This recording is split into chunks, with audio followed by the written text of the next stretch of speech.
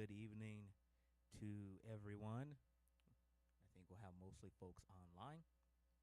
It's Pastor Mike in here in the house tonight. Other than the children, children are in their class, and but we're going to shove off anyhow because again, I'm sure we have some folks that will join us online, and someone may stumble across this on Facebook or YouTube later on. And so we're going to dive into our week 4 study, Bible in 1 year. So hopefully you are in line with what you're supposed to be doing, or you can get caught up, or just pick up where we are. That's okay too. This week we are finishing up the book of Exodus, and we're looking at Exodus chapter 20, verses 1 through 20 tonight. And we're going to be looking at saved people need standards. If you get a chance, go back, look at the sermon from Sunday, because this stems out of that sermon tonight. Our purpose is to understand the 10 Commandments as a response to redemption, not a requirement for salvation. I was explaining to Pastor Mike when we were looking at this, I said, I think I'm going to preach on the 10 Commandments because I really haven't heard anybody really break it down and really preach about it and what it's all meant. So we did that on Sunday, and now we're going to talk a little bit more about it tonight. And Pastor Mike and I will try not to nerd out on you, because we definitely could do that since it's just us two. But we will get through this and maybe even get you out of here a little early tonight, although I do have extra 2 pages, it looks like. Point number 1, we look at the context. We moved out of Exodus 19 into Exodus 20, and Israel has already been delivered from Egypt before God gives the law.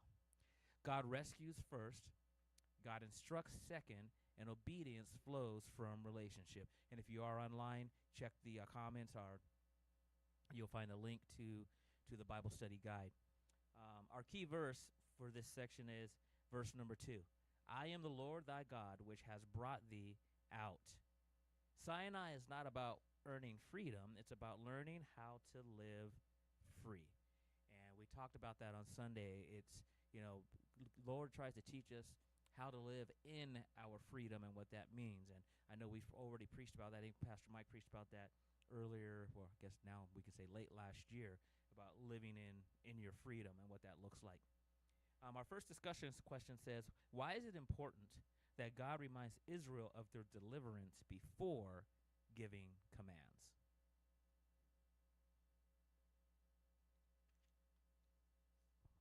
I think it comes back to, as we have been talking about, it's all about the relationship that he has with his people.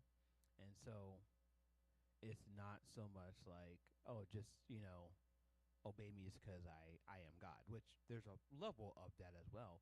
But then he reminds them, but you're also obeying me because of the fact that I established this relationship with you where I rescued you out of oppression and slavery, and not only rescued you, but then you all got reparations, and then I protected you when they tried to pursue you. And then we broke down also, when I preached, I think last time, the separation between the Israelites and the Egyptians. So there's so much more in there. I think a lot of times we really get into just the idea of, oh, God just wants us to just obey him. It's all about rules. It's all about rules. All about rules. And it's funny, I was editing my message for Sunday this morning, and it's going to fall right in line with all this. And I didn't even think about that. And mind you, that's not planned. Those notes were written over a week ago before I heard Pastor Smith's message. So again, this is just how the Holy Spirit keeps moving. I love that. But it's not just all about the rules. Like when you, again, I always tell people, just go back to the garden. Look at what he established there, right? And so there, God, again, once again, he created this beautiful paradise, gave them life. And the only thing he said was, hey, just don't eat that tree. Just stay away from that tree. I just need you to leave. Everything else is yours. Just don't touch that tree. That's all I want. After that, you got me. You got a perfect relationship with me. You got each other. You have me and you have people. That's fill the earth. That's what he was talking about. And so, again, it's kind of still the same thing of, hey, I just want to have a relationship with you. And here's an example of just how faithful I am. I went ahead and did all this for you, something you thought was impossible after 400 years of oppression. And yet, here we are. And not only here we are, when you think about the magnificence of the Exodus story, right? Walking on dry land with the sea parted, the pillar of fire and everything. When you think about that, that's one reason why I love The Prince of Egypt, because it does a wonderful job for an early 2000s movie, using the artwork and everything like that to really show what it could have looked like. That's magnificent. That's powerful. That's like, hey, I didn't just release you guys from slavery, but I did I did it in phenomenal ways that you probably would have never expected, and no other god around me or at behind me can do. That was the other point of the Exodus story. Of occasionally the magicians in Egypt could do what Moses was doing, and at other times they couldn't. And so it's just something beautiful. And I mentioned this before. Like, if obviously we're now in Leviticus, and we read through obviously the rest of Exodus. Like, you should have seen it multiple times. I am the Lord your God who brought you out of Egypt. That is going to be consistently repeated throughout the Old Testament, and I believe a few times even in the New Testament as well, because that is such an incredible story, and it is the solidification of the Lord showing how He is not only going to live up to His promises, but He's going to do it in ways we could never imagine. Yeah, and in my secular life, I teach leaders about where does their authority flow from. Does it flow out of their relationship with their people, or does it flow out of their title? And if your leadership, your authority flows just out of your title, you're going to have a problem. But you have to build relationships with people so that they want to do, not have to do. And that's the same thing with us and God, right? We want to do. And it kind of leads us into our next question. It says, how does this challenge the idea that obedience earns God's favor? I think there is some level to that in the Old Testament, because again, obviously, we'll get into, we're in Leviticus, a little bit of that number, definitely in Deuteronomy, where Moses says, I put before you blessing and curses, right? So there is a level of that. But that being said, there are other things where the Lord's just going to do things just because He wants us to do them, because He loves us, because He cares for us, because He is the God of justice and mercy and righteousness. And so He cares for His children. They're, just like, I mean, again, there's just a reason why we call Him our Father. And in your own personal life, hopefully you have a good relationship with your parents, or you are a parent and you have a good relationship with your kids. There are things you expect them to do that is like, that's the focusing portion of it, right? Where, like, hey, they get rewarded for doing the right thing. And then there's things that you just do for them because you want to do them, I think about the fact that, Abigail, I purchased her a new book series she wanted to read, and she had gotten like book 5 from school, realized it was book 5, and asked me, hey, can I get the first one? Like, yeah, sure. And then because I just wanted to do it and I wanted to do something nice for her, I got her the hardback version because the hardback still existed. And then Jean saw that was $30, and she was like, don't do that again, buy her the paperback. So I was like, okay, all right. So the rest will be in paperback. But I did it just because I wanted to, not because she's doing anything nice or anything, or like doing anything extra. It's just because I'm her father, I love her, and I wanted to do something special for her. And then there's other times where, like, literally took her phone away this morning because it's just like, she didn't do the litter box like she was supposed to. It's part of her chores. And I'm like, so you can spend all day watching TV when you know the rules are you do your chores, and like their chore list literally says, I don't care what you do after this is over. Like, just make sure this is done first. You can go watch TV, you can go read a book, you can go play outside. I don't care what you do. Just make sure your chores are done. That's all I care. So she's sitting there watching TV all day to find out, oh, you didn't do your chores, and then I got the cats pooping on the floor. And I'm like, give me your phone. Like, no thank you. Yeah, I think we need to think about that, right? I mean, there are things, the Bible will say later on that we reap what we sow, right? And so we do understand that there are going to be times when there's rewards and then there's consequences. But to your point, we call Him Father because there will be things He does for us simply because He loves us. And that's, I think you said that in one of your devotionals here recently. It's just because He loves us that He's going to do something for us. And so we don't obey to earn His favor. We obey because we have His favor. All right. Verses 1 and 2. Then God spoke these words, I am the Lord your God, who brought you out of the land of Egypt, out of the place of slavery. God speaks directly to the people, establishing his authority and his relationship. The commandments are God's words, not Moses' opinions. Authority flows from identity. I am the Lord. And this was actually something that rereading this time around was something that caught me, because I was like, oh wow, because again, we all watch Ten Commandments or Prince of Egypt and those types of things, and it's like, oh wait, I didn't realize actually God started speaking first. And then, of course, you talked about in your devotional about how they got all afraid, and we'll talk a little bit about that here. But that was something that God reminded me of. No, I started speaking before then. I had to call Moses up and say, all right, man, come on up. I got to give you some stuff directly. God has the right to direct the lives of those he has redeemed. What does it mean for God to be the Lord, your God, personally? We were just talking about not getting too nerdy, but I this got dropped in my spirit because obviously when you see capital LORD, that is supposed to be them using Yahweh, which means I am, right? So when you look at it, I am the Lord, I am the I am, right? That's what he's saying, is I am everything you need. And so when you ask personally, I love that we've been having this conversation as a church about just having that personal relationship with Christ, because my relationship with Christ is not your relationship with Christ, and my relationship with Christ is to my salvation as yours is to your salvation. And so we cannot vicariously live through other people's relationships with God, right? This isn't about, oh, I grew up in the church and my dad was a worship pastor, and so I occasionally believe. Like I had a teacher in college, not when I went to Christian college, but at secular college, TMCC, who was a world religions teacher, and he literally considered himself a Christian because he grew up in a Christian household, not because he himself actually believed in the tenets, which I was just like, that's literally not what the definition of mean. Christian literally means Christ-like or little Christ, as it was the literal term back then when they first started being called Christians. And so our definition today is to follow the teachings, rules, and regulations of Christ.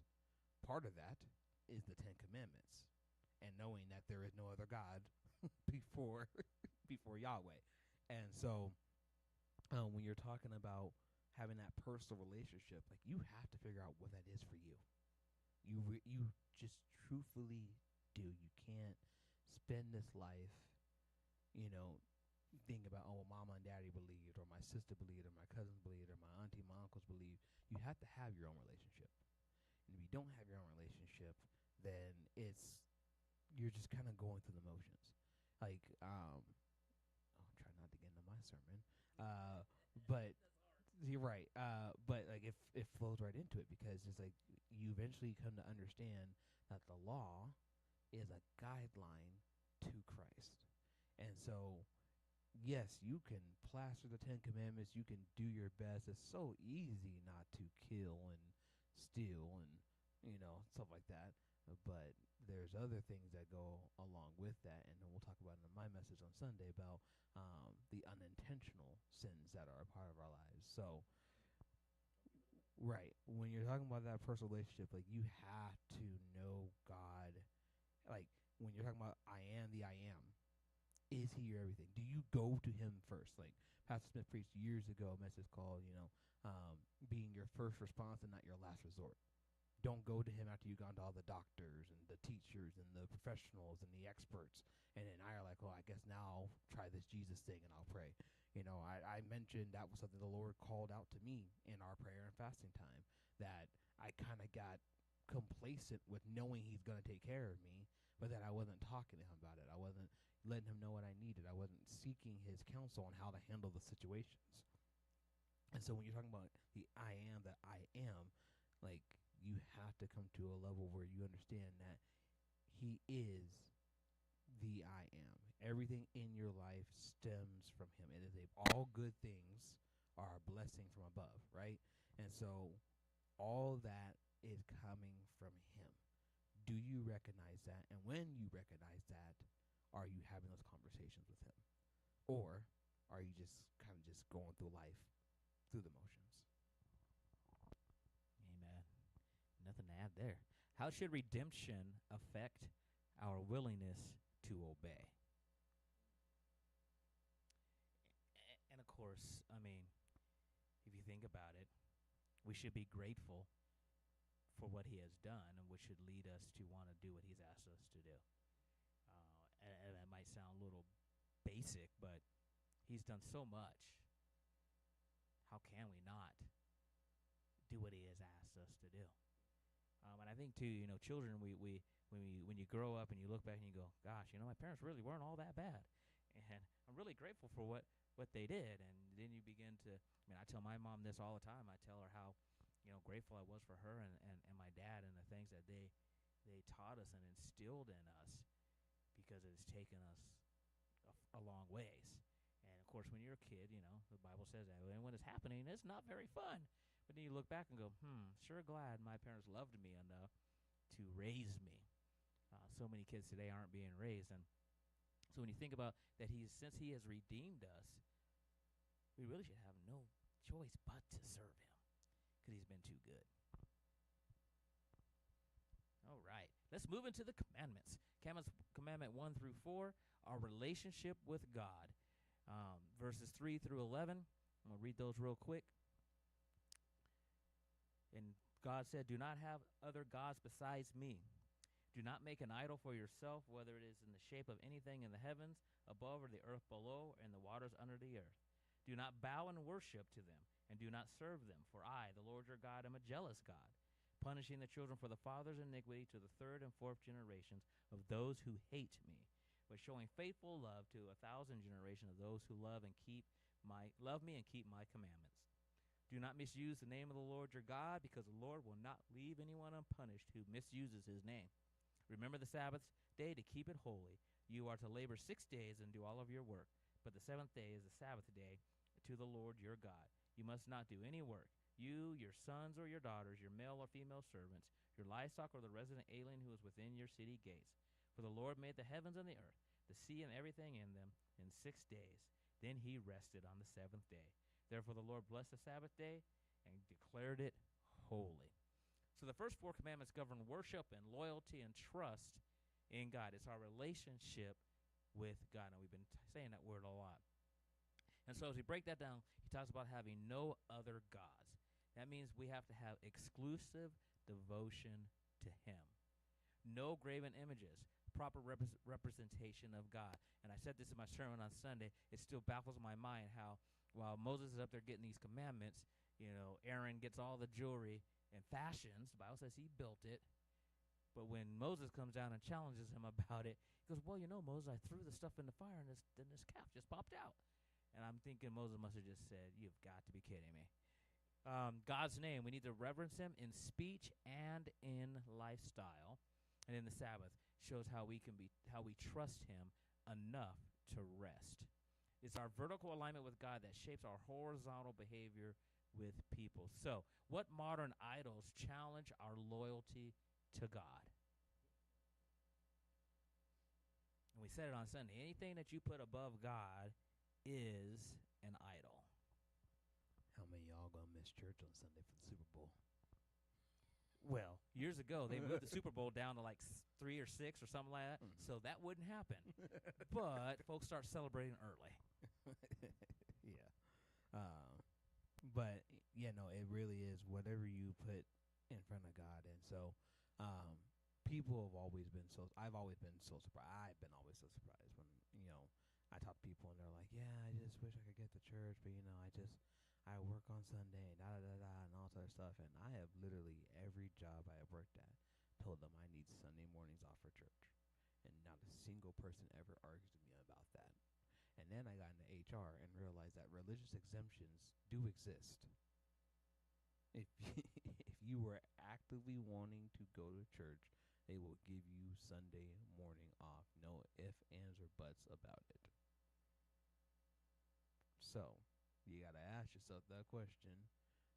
It is being in a fellowship with your fellow brothers and sisters and worshiping God at the appointed time we have all agreed is the time to worship. Is that important to you or not? Or is making money more important. And then it goes into, are you doing your tithes? There's all these other things going, like cell phones and social media and stuff like that. We talked about that with our fast. That, hey, if you want to, well, maybe fast social media and stuff like that. And instead of actually fasting food, because food is important, but not as important as it was back then in biblical times. So there's all these things, and I don't think we realize just how easily we will put something else above God and put that first instead of God. So one of my favorite stories is from Denzel Washington. Now he talks about how he puts his house slippers underneath his bed, so that way every morning when he gets up, the first thing he does is he's on his knees grabbing his slippers, which reminds him to then be on his knees and pray to God. And notice how successful he is by just keeping God first in his life. Yeah, and then too, so I want to make sure folks don't feel bad. Well, I haven't asked for Sundays off, so I'm stuck. There's also, you can find where people are worshiping, right? There's folks who have worship services on Wednesdays. We started trying to worship here on Tuesdays, and we'll probably get to that eventually again. But there's more opportunities to worship than just on Sunday morning. You can find churches that worship on Sunday night, and like I said, Wednesday night or Tuesday night or what have you. Saturday. Yeah, there's some folks out there, they worship on Saturday. Guess what? You might have to do that, but what are we putting in front? And when I read that today too, I was thinking a lot about how we see right now a lot of people, they worship money and power above everything else. And I talked about that on Sunday in the sermon. The love of money is the root of all evil, and people pursuing it have pierced themselves through with many sorrows. That's the Bible. That ain't Pastor Smith. That's the Bible. People that have, it says people who seek to be rich pierce themselves through with many sorrows. And so we have to be real careful about that. And not that being rich, there's anything wrong with that. That's not what the Bible teaches. The Bible teaches using your resources appropriately. And so if he has made you rich, what are you doing with that, or has it become your idol?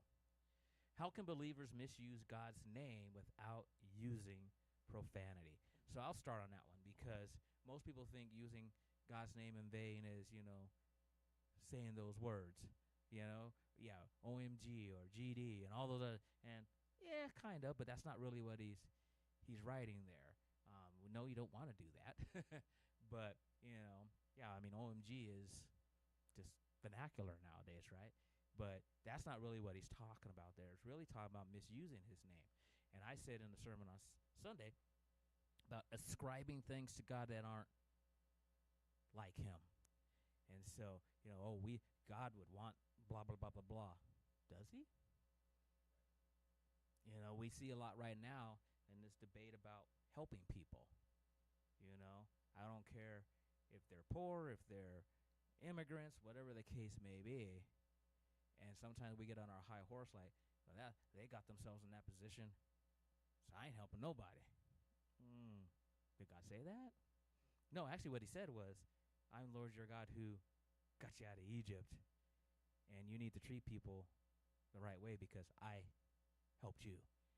And that's when we are taking God's name in vain. Or, like I said, we ascribe things. We ascribe gains to God. Your mom and I always joke about, we just had the Grammys, and most folks that look like me, when they get on the stage, the first thing they want to do is say, I want to thank God for blessing me to blah, blah, blah, but their song is booty over here, booty over there. Thinking not. So we got to be careful. Not that they can't thank God for, the talent and stuff, but we need to be careful. Did he really want you writing a song about that? And so that's where we have to be careful when we talk about taking God's name in vain. Yeah, no, I'll just tell something a little bit. I did actually talk to my boss about this on last Saturday. Don't know how we got in the conversation, because we always talk about religion and politics. Hardly ever working, but we got on that conversation, and I was just like, I think he says something along those lines, like, oh, sorry, I don't mean to take the Lord's name in vain. And I was like, that's actually not what that actually means, and that's not what that actually entails. He was like, well, that's just what I was taught. I was like, yeah, no, I understand that. I understand that's the culture, and that's what they teach us, and that's what we all grew up on, but that's not what that actually means. And I did exactly the breakdown you just did, which was, it's about ascribing things to God that are outside his character. If it does not line up with his character, you are taking his name in vain. You are making him a liar at that point by saying, "Oh yeah, God would want me, or God would want us, or God would," and it's like, but no, that's not what his word says. And so at that point, you are taking his name in vain. Again, we just talked about Yahweh means that I am that I am. So would he actually do this? Would he actually do that? Would he actually bless this? And so there's a level of that we have to be very careful and be reminded, as you mentioned using the Grammys, like we have free will. He may have, yes, blessed you with that talent. Are you using that talent appropriately, though? Amen. Yes, we're still nerding out. Question number 3 here. What does Sabbath rest? This is a big one now. What does Sabbath rest look like for Christians today? That's a good question, especially for us. I personally have come to realize that my Sabbath rest is more on Monday, because unfortunately, part of what I do on Sunday mornings when everyone else is resting on the Sabbath, or what we consider the Sabbath now, is I am exerting myself. I am pouring out into others, right? There is a level, yes, the songs we sing, the messages that are preached, yes, they do fill me up, the prayers that are prayed, but it's not the same as actually fully like just sitting down, because this is work. We may not be paid, but this is work. All the setup, the sound, the streaming, the music, the videos, all that is the preaching, right? All that is work for us. And so I generally try to make sure that Monday is the day like I try to actually relax. It's just me focusing on myself, recuperating, reading my Bible, praying, playing video games, reading comics, all that stuff. Like I just take time for me, and that was always the point, and I love it because again, we're ahead. So reading through Leviticus already and going over how the land also had a Sabbath, because we are finite. And I always say this too, going back to the garden, right? The Sabbath was established when Adam and Eve were perfect. So if in our perfectness God still wanted us to have a day of rest, how much more do we need to rest now that we are not perfect? And so the Sabbath looks different for everybody, but the idea is to actually take that time to just take a break and then trust that whatever you need is going to be provided by our God. I think about the fact that they go into the every 7 years they just don't do any harvest. Like the land just does what it's going to do, and the Lord talks about He's going to provide. He talks about, oh yeah, I'm going to increase you in year 6. You're going to live off that in year 7, and you'll still be living off that till the harvest in year 8. Like, and then it gets to the point where you have like the year of Jubilee and all sort of stuff. Like I was just reading just how much the Lord wanted even the ground to rest. The ground He cursed because of sin entering the world, and He still said, hey, I'm going, like, and then talks about how if you let it rest, if you rest, it's going to be taken care of. It's going to take care of you. And so, try not to be too nerdy, but we will get into obviously how when you look at the exile does make up all the years that Israel was not allowing the land to rest. Yeah, and even when you think about it from secular culture, and I'm not an agriculture, but I have studied a little bit about, they even talk about letting the ground rest. And because God has already instituted it. Now, do we do it all the time? Absolutely not. But, and the other thing is, too, like you said, most churches, church offices, and things like that are closed on Monday for that specific reason, because we are actually working on Sunday. That's what we do. We have to pour out on Sundays. And so most churches are in church offices, things like that, pastors are off on Mondays. But please make sure you get rest. And part of that, as we look at that, is talking about trusting God. So, of course, back in that day, when you look at biblical times, you look at the first century church, they worked to eat that day, basically. And so when you tell somebody don't work, they're thinking, how am I going to eat? And Jesus is like, and God's like, I'm going to take care of you if you trust me. If you trust me, I'll take care of you. And then we have Leviticus, like you said, we're ahead, so we're nerding out.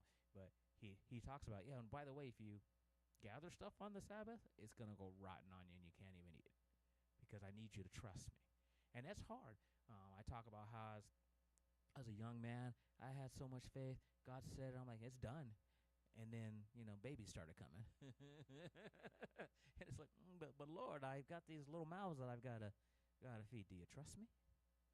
And so, yeah. And and I'm not saying I always was perfect in that where I'm like, well, Lord, yes, I do, but I'm still going to go over here and do this to try and make sure.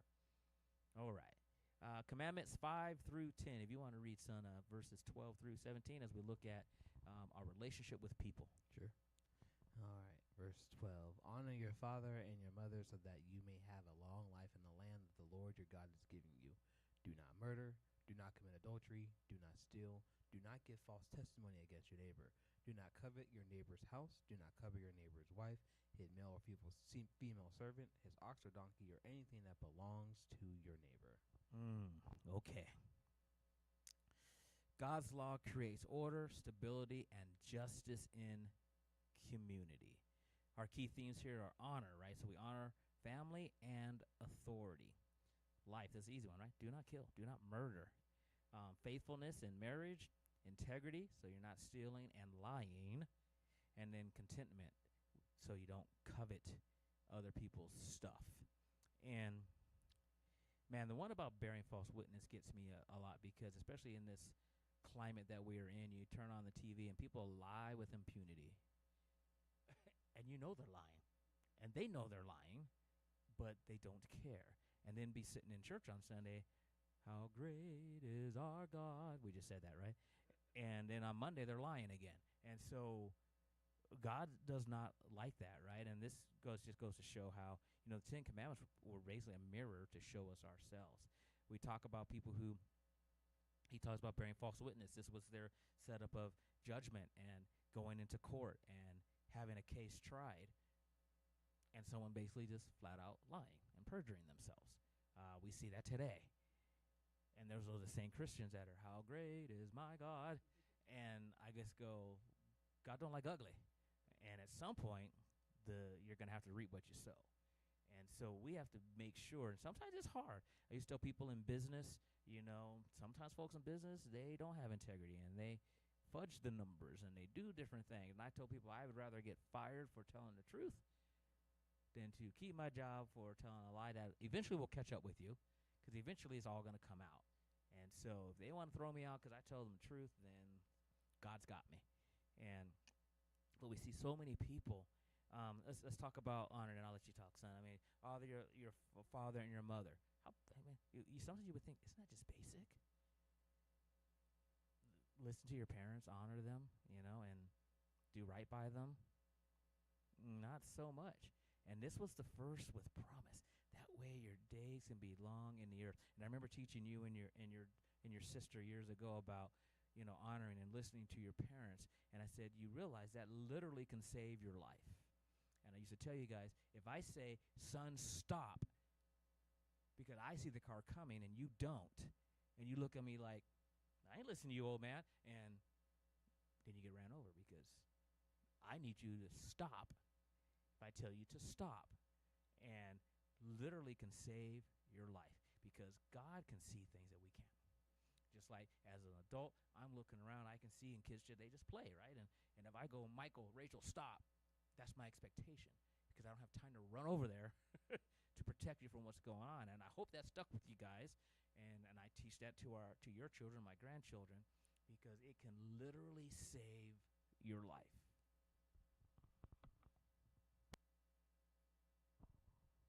Did you have a question in that? Okay. Probably not, since I just covered it. He said, do we have questions in there?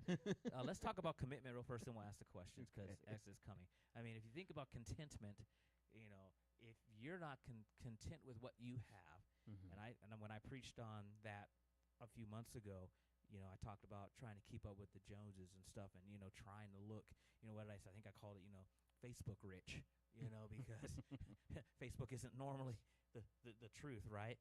In your lifestyle and your relationships, many times those are fake, and and you're trying to keep up with somebody on Facebook who's living off of credit cards and all those other things. Not where to be. So So let's go into that. The final commandment reveals that sin begins in the heart before it shows up in behavior. Mm-hmm. Why does God address coveting last? Because again, as I said, it's easy to not kill. It's easy to. Well, I think it's easy to stay faithful in your marriage. Some people don't, but that's a whole different story. It's easy to not steal and to not lie, but it's a reminder at the ending that even if you think it, it plants that seed. And the thing is, sometimes it may just be the upsetness within your spirit. You may never act on it, but that's the point. We are spiritual beings. And so if it is poisoning your spirit, it is going to eventually poison how you interact. You may never, go and steal your neighbor's wife, and get her into your bed. You may never go take their car or whatever, but it may be how you talk to them. It may be how you interact with them. It may be how you have a relationship with them that's always going to be there. There have been times where, I talk about Pastor Mike Todd of Transformation Church all the time, and there are times where, I just have to stop watching him because it's starting, the seed of jealousy starts taking root, right? Because I see all the things he's doing and all that, and I'm just like, well, I have the same kind of faith. Why am I have the same similar relationship with God. Why am I still here, but he's over there? And there's something I'm like, nope, if that seed's there, then I need to back away. And that's okay. And I can love him from a distance, right? But that's what Jesus will eventually talk about, is it's in the heart. It starts there. You may never act on it physically, but because you thought it was still an evil thought, you will still get guilty of the law. Even today, as we were driving to church today, I saw a nice Cadillac Suburban, and I was like, ooh, that'd be nice to have. And I was like, yeah, well, I got a car that works. It gets you from point A to point B. Is it starting to run down? Absolutely. Do I need a new car? Yes. But do I need to go get a Cadillac Suburban? No, I don't. I just need something, again, that will get me from point A to point B and will last me 10 to 15 years. But yes, it starts in the heart. So, and that is the point, that even if, again, going into my message on Sunday, and so sorry for getting a little ahead, but that's the unintentional sin, is you thought it was still an evil thought. It was still against what God commanded. We get so caught up in the physical, forgetting that he is spirit, and so we are to worship in spirit and in truth. Mm-hmm. And so if we are now in a spirit of coveting, in a spirit of negative emotions, in a spirit of not being content with what the Lord has already blessed us with, then we are not worshiping in spirit and in truth. We are then falling to our sinful nature. And yes, we may, again, not physically do the act, but the thought was there. And that's why, again, this all points to Jesus and why he's so important, because he does cover everything, including our thoughts. Yeah, and you were saying, and I like how you broke down the thought and what may lead to actions, right? Because I remember years ago, your mother had a new car, and you may remember this was when you were a little younger, but she literally had it for 2 or 3 days. And we went to the store and came out, and literally somebody had keyed it on purpose. I mean, you could tell it wasn't like somebody bumped into it. You literally went, eh. And I know for a fact they probably were just jealous that someone had a new car and they couldn't get one. And I'm just like, really? And like you said, so no, did they break in and steal it? No. But I'm sure that covetousness led to what they did. How do these commandments protect community? I think we kind of covered that. Yeah, I mean, that's pretty straightforward, right? Yeah. If we're not trying to steal our neighbor's wife, and we're not telling lies on them, and we're content with what we have, we're more harmonious in how we live, right? Mm-hmm. And again, we're not worried about that new Suburban that pulled up in the driveway across the street. Right. And like you said, I'm doing right. I'm tithing and giving my offerings and working hard, and I'm in the church, and how come I can't have that?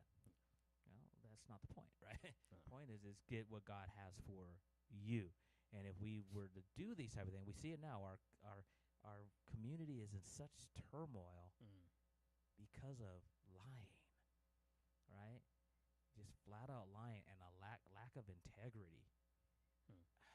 It just baffles my mind. Well, too, and when you think about these commandments as well, again, just being ahead. So I'm currently reading Numbers this week.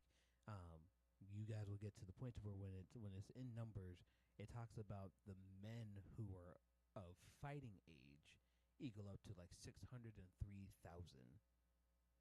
That's not including the Levites, who end up being like another 32,000, I think it is. And then that's not including if they have wives and children. So most likely, we're talking everybody in Israel is over 1 million people. 1 million people who have to get along to get to this promised land, who have to fight with each other for this promised land, who have to all trust in the same God. And so that is a lot of people in a wilderness after 400 years of slavery. Like, we have to understand, like, when you're talking about protecting that community life, and then it gets into Numbers of how they were all set up as warriors to protect the tabernacle and the Levites. And so there's a really cool picture. Maybe we'll bring it up in my message on Sunday, or well, my message 2 Sundays from now, or in Numbers, showing what that might have looked like. And I've seen those pictures, and it's really cool. You can look them up on Google. But like that, when you're talking about this large community that is all family on top of it, right? It's not just, oh, hey, like these are just a group of people that just come together all randomly. No, these are literally descendants of Abraham, Isaac, and Jacob. Jacob's 12 sons and their families, and they're now all tribes. So they're all family in some way, shape, or form. And as we like to joke about, family sometimes doesn't even get along. And so the Lord is establishing not just how they'll treat each other, but then it will go into, okay, cool, when you guys do have people who are residing among you who aren't part of Israel, again, I am the Lord your God who did all these great things for you, so I expect you to do these for the people around you. Absolutely. All right, verses 18 through 20. We'll wrap this up. All the people witnessed the thunder and lightning, the sounds of the trumpet, and the mountains surrounded by smoke. When the people saw it, they trembled and stood at a distance. You speak to us, and we will listen, they said to Moses, but don't let God speak to us, or we will die. Moses responded to the people, don't be afraid, for God has come to test you, so that you will fear him and will not sin. And I'm going to add 21, which I probably should have did, but I'm going to add it here tonight. And the people remained standing at a distance as Moses approached the total darkness where God was. And that was part of the problem, too. They sent Moses up, and then they couldn't wait for him to come back. God's presence produces awe, not terror, meant to paralyze. God distinguishes between destructive fear and holy reverence. Go watch Pastor Mike's devotional from last week. Discussion questions. What is the difference between being afraid of God and reverencing God? I think it's exactly what we see right here. Is they stood at a distance, whereas Moses had no problem walking up and talking to God, right? And so that is what we need to understand. It's not about, being, I go into this a lot in my message, but it's literally about they get to a point to where they are passing their own guilt on themselves. When you look at what God wanted them to do in terms of being able to come up the mountain, it wasn't all the 600 plus laws. It was simply, hey, just wash your clothes, get your mind right, get ready. Moses added, don't have sex. So, that's it. That's all he wanted. Come on up, come hang out with me. Don't rush up here, because you need to understand again that, I am holy, right? I am separate, I am different. And so you have to still be in the mindset of that we are to present ourselves as different. They chose to have this mindset because that was just the mindset of the time back then, that whatever they had did, whatever they had done, wasn't enough to be around God.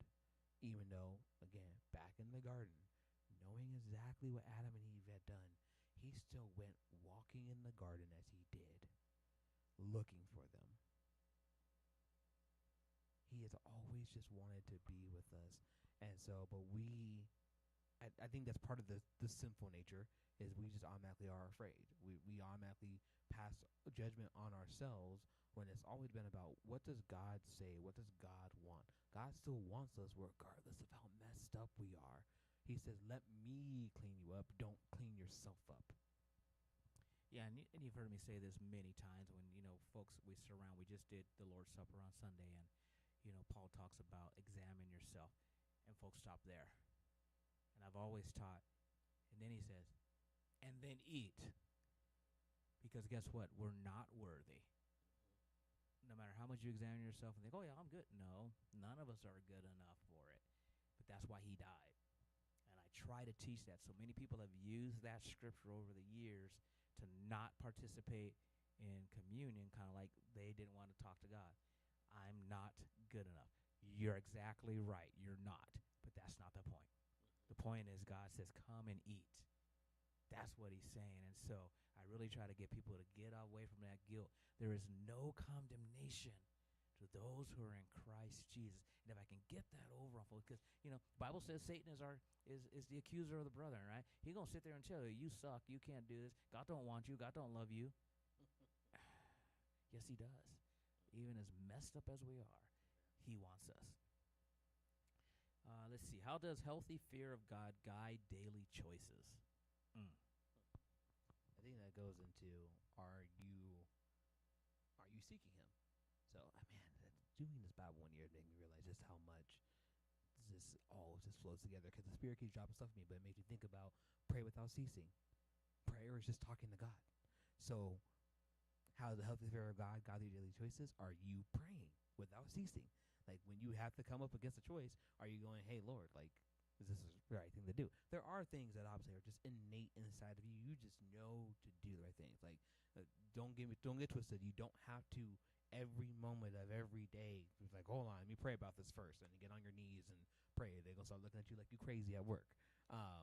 But at the same time, it's also understanding that when you come against those big situations, are you taking that moment to say, Lord, help me with this?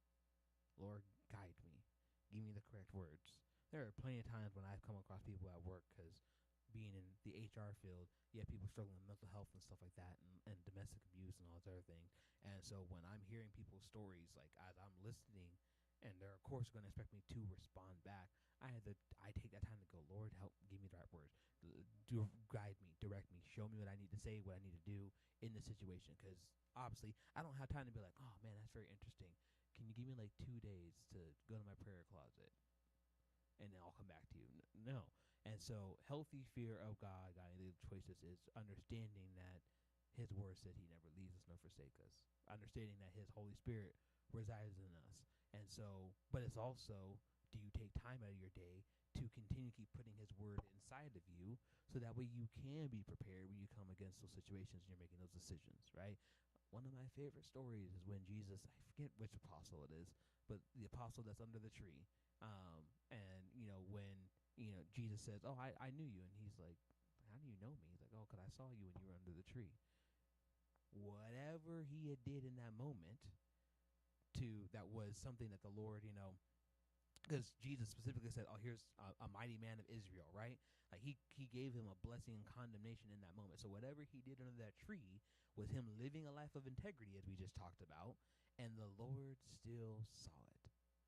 And so when you're talking about that healthy fear of God, is understanding that integrity means doing the right thing when no one is looking, but also understanding that God is always looking. Yeah, and you think about making choices, right? And we teach this as well, right? And you just mentioned it. There are certain choices we make, and we don't have to pray about it because we know what his word says. Mm-hmm. There may be times when you do have to go to him because you're trying to make a decision, choices between, options, those type of thing. But when it's specifically in his word, thou shalt or not do, you ain't got to pray about that because he's already told you what to do. And I think about these folks out there calling themselves Christians, and daily they're doing things against God's word. Mm. You and I were talking today. There's a group out there, I'll just say it that way, that want to pass a law that churches cannot help certain groups of people that they don't like. Hmm. That is not Christian. It's also not a separation of church and state. Just throwing it out there. And it's not what God would have you to do. Mm-hmm. Obviously, they have no fear of God, because if you are going to go directly against His word, they obviously aren't praying and listening to His direction of the Holy Spirit, because you wouldn't do those types of things. Paul would say the spirit and the flesh, they battle, right? And so if they're not battling, you better check your religion. Mm. All right, where are we at? Oh, we're doing good. So our last part here says the law and the gospel connection. The law reveals God's holiness and humanity's need for grace. The law diagnoses the problem, and Jesus provides the cure. So you grab Matthew 5:17, and I'll get Romans 3 and 20. I actually have to look for it since I have no tabs. Thank goodness I learned them as a kid. We bought tabs for all the kids. Now they have their Bibles. We just need to sit down and do a Bible tab party. Yeah. Mom's supposed to do mine, so she'll get to it. We're busy on Sundays, but we actually don't have our Avatar game this Sunday, so we'll probably do it this Sunday after church. All right. So 5:17. Okay. Don't think that I came to abolish the law or the prophets. I did not come to abolish, but to fulfill. Amen. So Jesus fulfills the law. And, and I preached on that this week. They tried to test him, like they always did. He's like, here's what you need to understand. Love your neighbor as yourself. Well, love God with everything you are, and love your neighbor as yourself. Those are the greatest commandments, because everything else relies on that. And then Romans 3 and 20, for no one will be justified in the sight by the works of the law, because the knowledge of sin comes through the law. And so, and I didn't put this in the sermon. I was thinking about it when I was teaching this. But the rich young ruler came to Jesus and said, what can I do to inherit the kingdom? And he's like, well, what have you done with the commandments? I've kept them all. I'm going to need you to stop looking at my notes for my sermon. You see how the Spirit works. And he's all, well, I've done that since my youth. You're a liar. The Bible says anybody talks about they don't sin is a liar. Mm-hmm. So we know he didn't do that, because we just read it, right? Paul just said, you can't do it. Sin, your knowledge of sin comes through the law. It was there to teach us what we needed from God. And it was not able to save us, because there was no way we could keep him.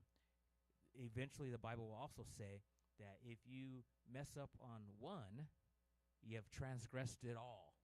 And so even if you think I kept 9 out of 10, or all the other 600 that they try to put on people, you transgressed all. And the point is that we can't do it on our own. Mm-hmm. Let me get 3:24. Yeah, Galatians 3:24. All right. The law then was our guardian until Christ, that we could be justified by faith. Yeah, and I did have that one in the sermon on Sunday. The law was there to try to teach us that we needed Christ. And then when Christ got here, we no longer had to be under the law. Amen. But that doesn't mean we can do whatever we want. Now that means that we are redeemed and we are saved. We need to obey what he has asked us. And it's real simple. Love God with all your heart, with all your soul, with all your mind, basically everything you are. And love your neighbor, love people as yourself. Because we already talked about it, right? Commandments 1 through 4, God. 6 through 10, people. So if I love somebody, I'm not going to steal from them. I'm not going to take their wife. I'm not going to kill them. And so if we practice love, all these things that we have will go away. Amen. Because the biblical love is, I think about somebody better than I. I think about what's good for them, even if that means I have to sacrifice. I use the thing about, just the right of way as you're driving. And your mama taught me this back when she was my 18-year-old girlfriend. And, it's like, you have the right of way, but do you yield the right of way? Or do you die? Because I've got the right of way, and you can hit me if you want. Well, I was kind of I have the right of way, you can hit me as you want. And she's like, I'm never riding with you again if you continue to do that. And I love that girl, so I was like, okay. And so, but I know I'm being a little facetious, but the bottom line is that we're supposed to think of other people It's better than us. better than us. Think about what they need.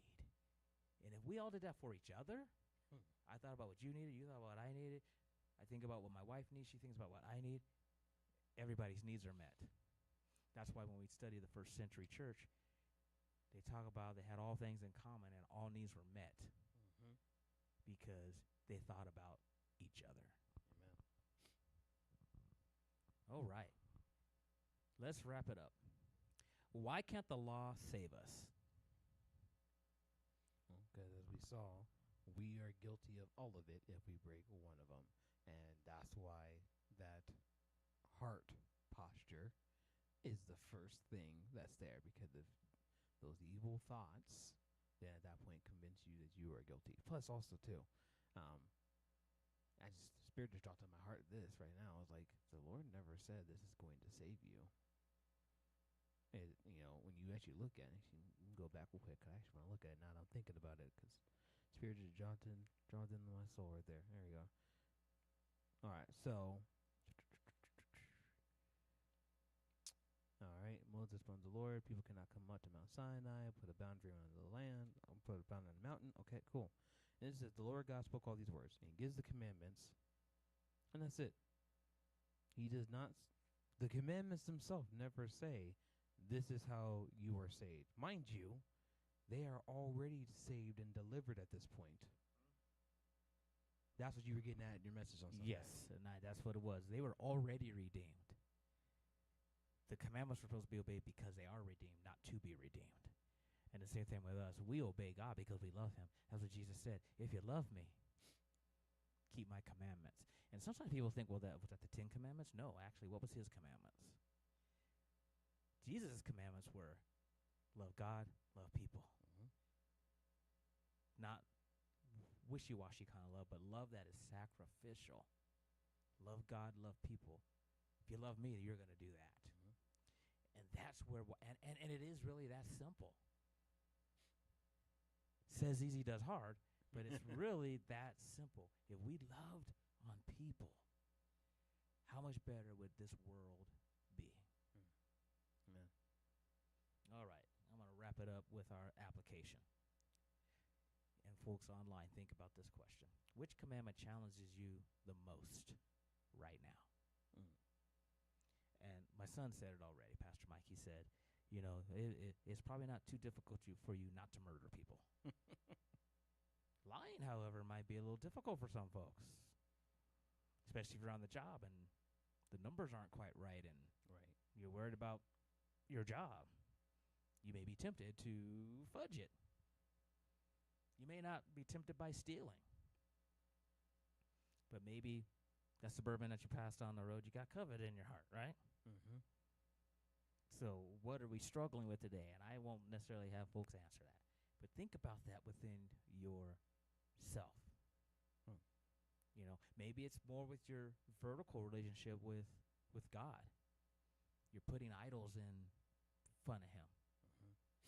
And there's things that are in the way of you and God. And that's what's hard for you because, I don't steal, I don't murder, I don't lie. But, man, that paycheck, I got to go get it. And they're calling me in for overtime. And I know I should be in Bible study, but got to go get that money. How can obedience be an act of gratitude rather than an obligation? And that's what I said. I get to instead of I have to. That's the difference. I get to do what God has asked me to do, not that I have to do what God. And that's the other thing is too, right? He is not going to force you to do anything. Now, you may in your own heart feel obligated to do something, but how much better is it when you get to do it because you want to do it? All right, and our key takeaway, God's commands are not chains. They are guardrails for the redeemed life. We are redeemed, we are saved, and our lives ought to reflect that. Amen. It's not that you become a Christian and you start sucking on lemons all day and I can't do anything. One of the things we do here at Trinity, we like to have fun in the Lord. Because it is. He came to give us life and have more abundantly so that it overflows. This life, yes, we're looking to heaven. Yes. But this life should be good and fun and those types of things. And yes, there's things we shouldn't be involved with. We are His. Yes. There's certain places we shouldn't go, certain things we shouldn't do, certain things we shouldn't say, certain things we shouldn't watch, certain things we shouldn't listen to. But you still have freedom, right? So if you doing that and you're at your home, cool. Hey, you know what? That's between you and God. Yeah. But when we get outside and there's other people watching us and we're Christians, what does that look like? Again, going back to loving others. Amen. We have to take them into account. And there's guardrails. God isn't a killjoy. I think I preached that years ago. He's not a killjoy sitting up there in heaven saying, let me see how much I can take away their fun. He's saying, I give you these commands to make your life easier and better. Don't chase after money. Don't try to be rich, because guess what? You're going to pierce yourself through with sorrows. Right. Oh, no, I'm not. And then you work, and then you die. Right. And somebody else is going to use all that money you put aside. I think about this, and I'll let you close this out. You think about the farmer had a bumper crop. He should have been sharing that. And he decided, I know what I'll do. I'm gonna tear down these barns. I'm gonna build some bigger ones and hoard it to myself. That was the sin. Not the fact that he was going to store it, but he was going to hoard it. And Jesus goes, you fool. Tonight your life's going to be required of you. And then guess what? Somebody else now. And again, I have to be careful, because I'm not saying rich people need to give all their money away. That's not what I'm saying. Right. What I'm saying is they need to use it appropriately. And we're actually going to get into that in the message on Sunday, exactly what that means, especially looking at the rich young ruler as well. Yeah. So, and that's the key. We don't have to be poor. We don't take a vow of poverty, anything like that. But what he does want us to do is use what the blessings he's given us appropriately. And I said before, we can't help everybody, but we can help somebody. Amen. And if you're not doing that, are you truly loving on people? Do you truly love God? Because guess what? God gave us stuff when we did not deserve it. Amen. Amen. And we're good. So thank you all again for being with us for our 4th week of our Bible in 1 year. We finished up Exodus. We'll be moving Leviticus on Sunday. But we will go ahead and pray and get on here. Lord, we thank you for just once again bringing us to your house of worship. We thank you for an opportune time to study your word, Lord, and for this deeper detail and understanding of your 10 commandments, the guardrails that you gave us in showing us that we were in need of a Savior, and then now that we have Jesus, Lord, it is still a guardrail that helping us understand exactly how we should conduct our lives, not only with you, but then also with those around us, Lord. And Lord, when we do stumble, when we do fail, we are thankful that we are still covered by the blood of your Son. And so we ask right now, Lord, as we separate from this place, that you will continue to hide your word within our hearts so we might not sin against you, that you would bless us as we separate from this place and bless us throughout this week as we go into reading Leviticus, Lord. You would give us patience and wisdom and understanding, because we know that these laws are sometimes often difficult to truly understand, but we want to continue to keep studying you because we know all of it points to the blessing of your Son. We thank you, we magnify you, and we lift you up. In Jesus' name we all pray. Amen. Amen. Thank you to those who have joined us online. Thank you for those who may stumble across this in the future. You need to hear from us. You can always put something in the comments, and we'll respond. But have a great rest of your week. If you're not caught up on the Bible in 1 year, catch up. Or just jump in where we are, which is Leviticus. Have a great night. Have a great week.